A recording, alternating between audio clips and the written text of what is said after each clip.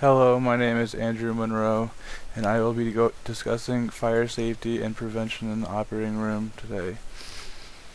Some reasons why fires might occur in the operating room are people are negligent to fire safety, they haven't been trained in such fire safety protocols. Surgical personnel fail to properly handle equipment correctly, and staff are not educated on the dangers of electrical fires. In order to have a fire, there must be a combination of three components: oxygen, fuel, and ignition. In the operating room, all three exist and are used in most, if not all, surgeries. Here are some examples of the three components for the fire triangle. The first component is ignition. The source, for example, can be electrosurgical units, lasers, hot drill bits used in orthopedic surgeries, fiber optic light sources are all sources of ignition. Oxygen is the second component, and it is used to keep the patient breathing while under anesthesia, or nitrogen to power drills. And fuel is the third component. Patient drapes, hair, chemical vapor, prep solutions, and towels and sheets to keep the patient warm are all fuel components. Here are some ways to prevent electrical fires in the operating room as a surgical technologist. Laser fire prevention is very critical. The surgical team must be aware of precautions such as sterile water on the field to put out fire quickly.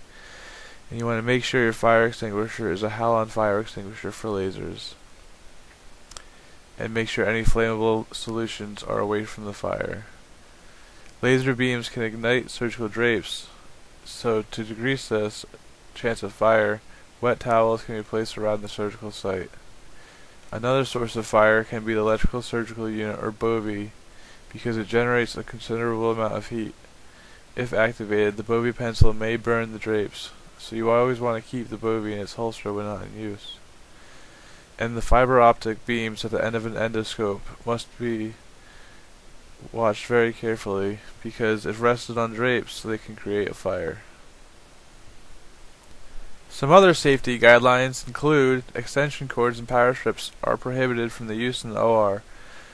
Also, electrical cords should be rubber coated. The cords should be checked before use, because frayed or damaged cords can create a fire.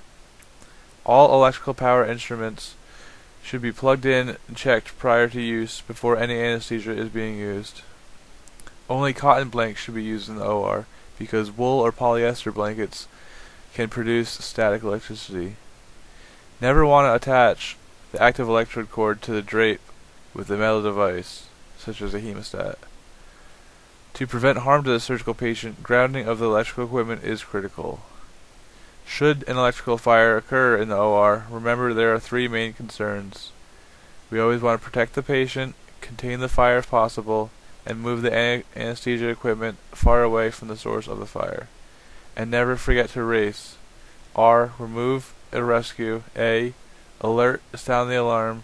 C. Contain the fire. E. Extinguish and evacuate. And make sure the fire extinguisher has a Class C on the tag, which means that it can put out electrical fires.